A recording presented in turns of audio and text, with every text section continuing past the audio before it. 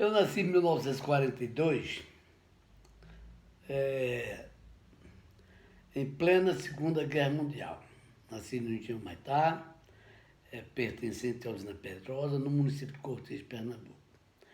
E aos 8 anos, 9 anos, eu ouvia meu pai falar, às vezes com algumas pessoas, sobre a Guerra Mundial.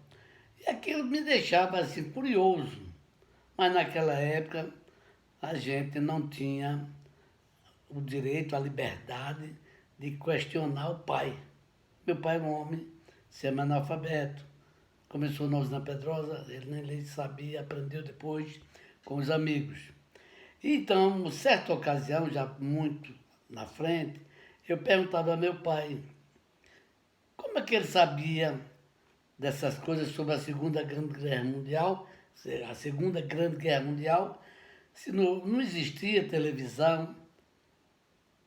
E papai me disse na ocasião que ele ouvia as notícias pela rádio, pela BBC de Londres, que a BBC de Londres foi criada em 1922, no Reino Unido, em 1922, e em São Paulo ela foi criar um escritório que funcionou a partir de 1938. E papai ouvia todas as notícias do mundo.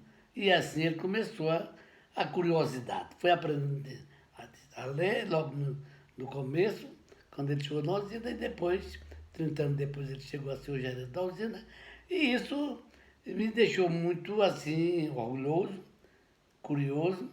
E certa ocasião, um médico teve na usina Pedrosa para receitar as pessoas que ia uma vez por mês.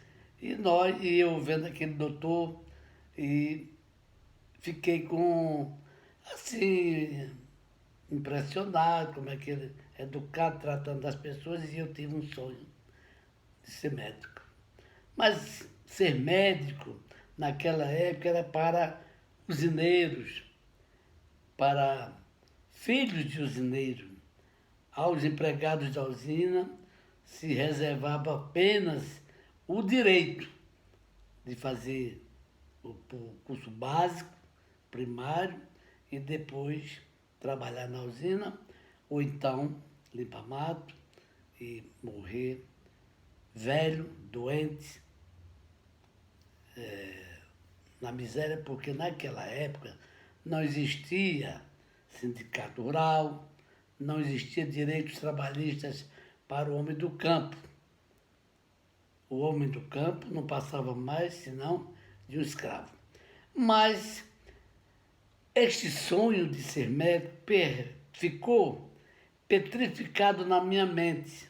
Eu queria ser médico, mas eu tinha vergonha de dizer, porque estudar numa universidade, porque naquela época só tinha universidades públicas, e só cabia o direito de ser médico, engenheiro, de frequentar uma universidade, só cabia aos filhos dos ricos, dos políticos, e dos usineiros não é diferente.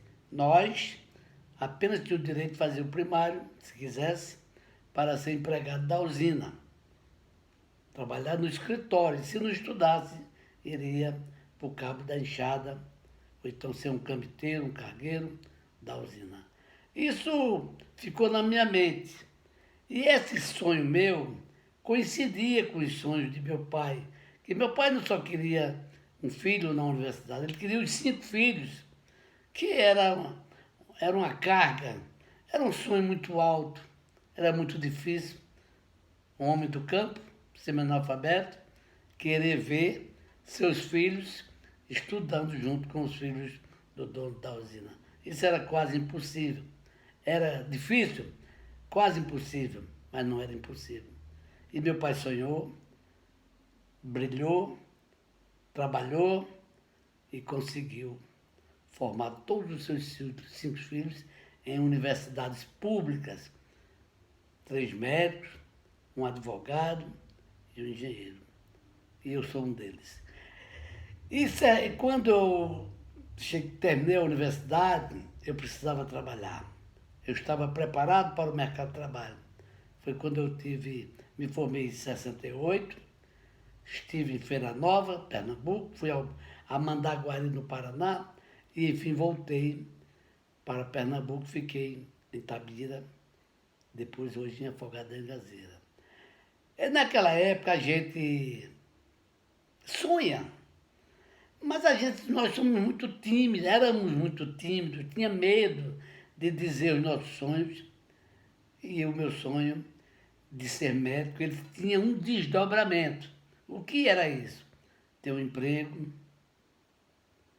construir uma família, formar meus filhos e construir uma pequena clínica para que um dia eu tivesse meu pequeno negócio para quando eu me aposentasse eu poder ficar num canto onde eu pudesse ter liberdade e saber que ali ninguém vai me tirar, a não ser Deus, quando eu tiver de partir para o plano superior. Graças a Deus, me casei, construí uma bela família.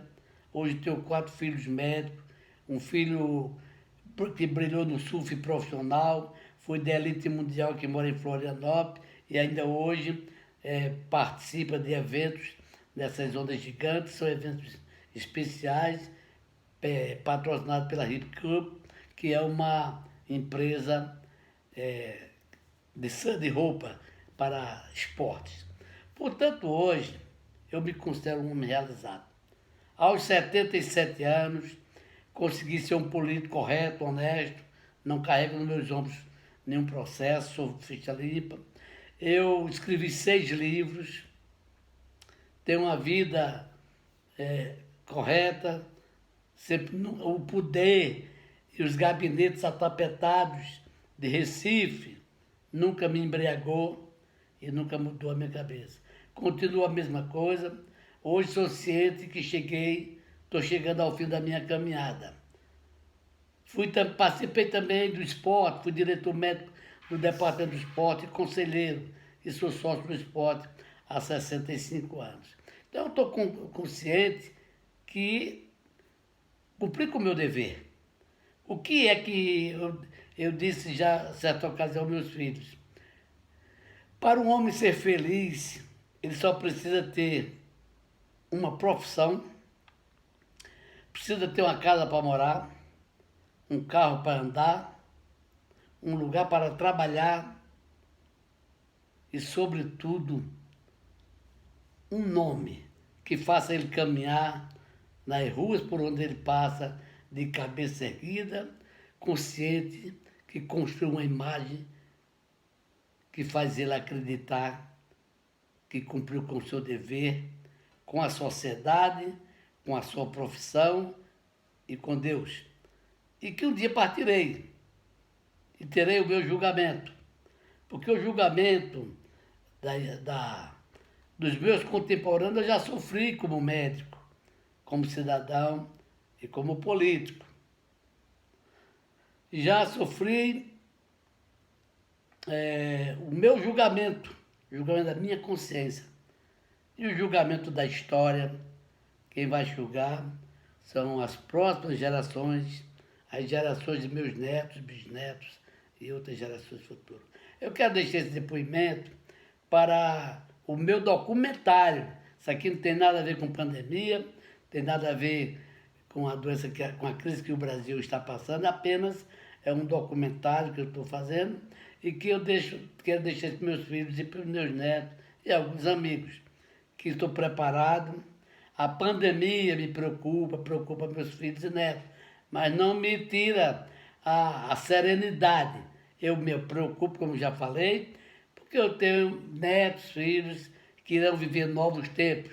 Ao fim dessa pandemia, o Brasil será um outro Brasil, um Brasil solidário, um Brasil mais pobre, um Brasil onde haverá mais união das famílias e, sobretudo, um Brasil onde as pessoas arrogantes e prepotentes serão menos prepotentes, menos arrogantes, porque essa pandemia que nós enfrentamos um inimigo invisível, que não dispara um só tiro, mas faz você se ajoelhar, reconhecer que acima de tudo existe um Deus, existe um poder supremo que comanda todo esse universo. É isso que eu tenho a dizer nesse vídeo, que ficará anexado ao meu documentário. Muito obrigado.